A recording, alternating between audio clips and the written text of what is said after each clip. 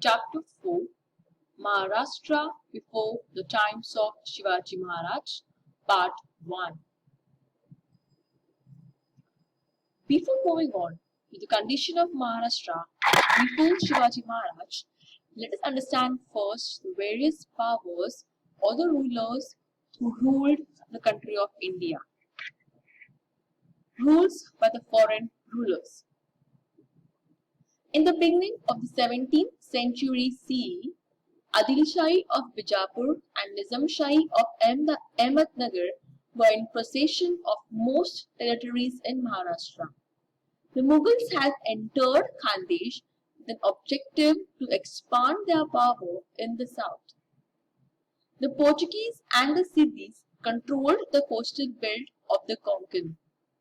The Portuguese had established their rule in Goa and Vasai. The British, the French, and the Dutch were engaged in competitions and conflict due to trade rivalry. The constant conflicts between these European powers resulted in political instability and insecurity for the people. All of us know India was a rich country earlier, and India did not have a proper ruler or the government.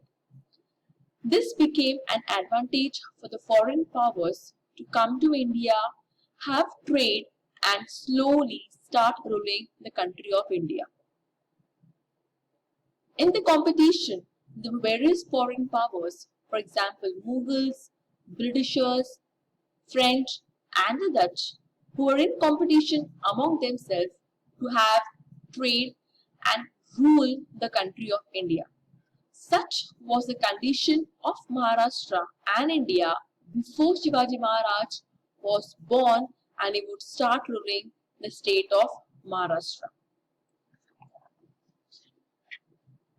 The feudal system in the form of Watandari existed in Maharashtra, wherein the Watandars collected revenue on behalf of the rulers, maintained law and order, and performed judicial duties. Now, the condition of Maharashtra was divided into various units. Those units were called as Mauja, Kasba, and Pargana. Just as we have an entire school, we have divided the school into standards and then you have your divisions. Similarly, the entire state of Maharashtra was divided into various small units. Those were called as Mauja, Kasba, and Pargana. I can give you an example of the country of India. You have the biggest unit of our country is country India.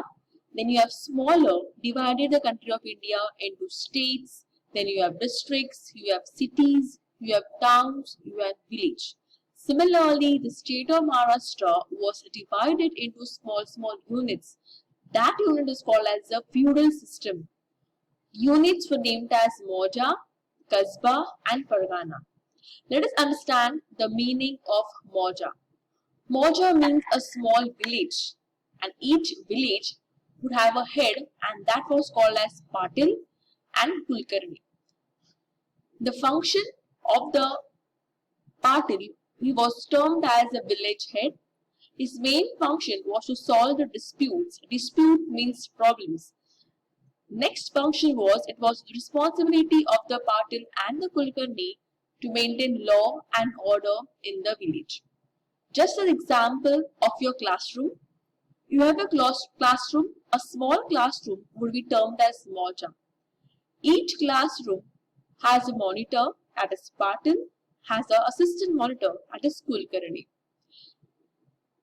The function of these Patil and Kulkarni was to maintain or to take care of only the respective small village, to solve the problems, to maintain law and order. Whatever problems the people in the village had, first go to Patil, and if he is not there, in his absence, Kulkarni would take care of the people. That is called as a Mauja, means a small village. Next is called as a Kasba, means big village. For example, your standard. Each Kasba or each big village had a head that was called as the Sete and Mahajan. The duty of the city was to set up a path. Path means a market. All of us have a market in our surrounding areas. Similarly, big village. Many villages form together a big village, and those village would have something called as market. It would take place once in a week, and to take that happen, it was the duty of the city. It would arrange the people, the vendors, to have markets once in a week in Kasbah. Next duty of the city was to maintain accounts. Account means income, money. The duty of the city and the margin was to take care of the people who belong to the big village, big in size, and whatever income was got from the pith or the market was taken care and maintained by the city or the margin. Similarly, we have something called as Pargana. Pargana means group of villages. One small group was called as village. Small village was called as Moja. Big village was called as Kasbah. And many small villages came together and formed one Pargana. For example, you have your classroom 6A, 6B, 6C, 6D. These are your classrooms. When all of the 6 standard classrooms come together, we term them as 6 standard. Similarly, when small villages came together, it formed Pargana. The head of the Pargana was called as Deshmukh and assistant was called as Deshpande.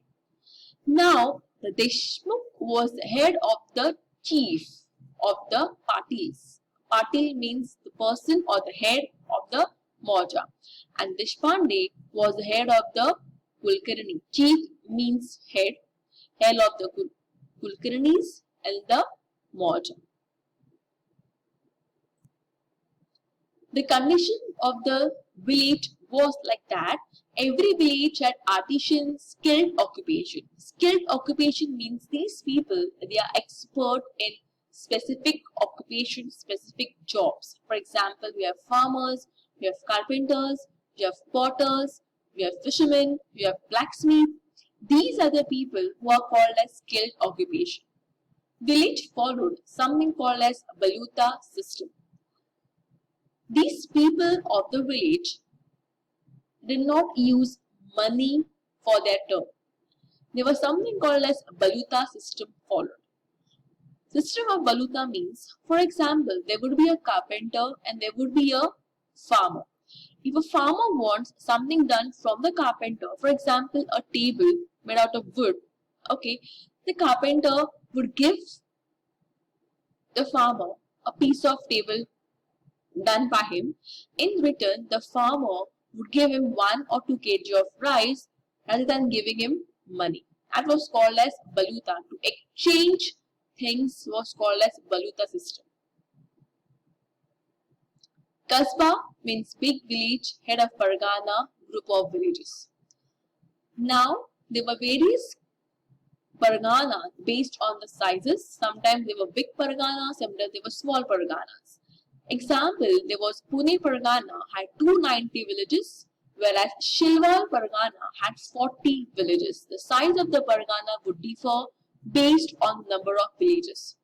Watandars were link between people and the government. All the people who were involved, the Patil, Kulkarni, Deshmukhs, they were linked between the common people as well as the government. People in those days faced lot of natural problems, natural failures. One of them was called as calamity of famine. Famine means opposite of flood. Flood is when you have more amount of or heavy amount of rainfall. Famine is no water. When you have no water, you cannot cultivate crops. Since you can't cultivate crops, you cannot eat food. Agriculture depended on rain and its failure lead to calamity of famine. All of us know India was busy in a terms called as agriculture. People in India followed huge amount of agricultural occupations. Now, to do agriculture, the most important factor is rain. If you don't have rain, you cannot cultivate crops. Such condition took place in Maharashtra in the year 1630, where there was no rainfall, and since there was no rainfall, people were unable to cultivate crops. Because of that reason, people did not get food to eat and they were forced to leave their village in search of a livelihood. They left their village, they have to go here and they have to go there to search food, and you can see the condition of the women and the children begging for the food. Let's summarize what we have learned. We have learned the meaning of feudal system. That means the division of the village. For example, Kasbah, Pargana, Moja. Okay. The small village was called as Moja, big village was called as Kasbah, and many small villages formed together that was called as Pargana. We have learned the meaning and consequences of calamity of famine. Famine stands for no water. When you have no water, you have no food to eat, you cannot grow food, and because of that, people have to leave their village and the area in search of food. Such was the condition of Maharashtra before Shivaji Maharaj ruled the state of Maharashtra and the country of India. In the next lesson, we'll learn about the various functions done by the various saints to develop the social and economical factors of state of Maharashtra.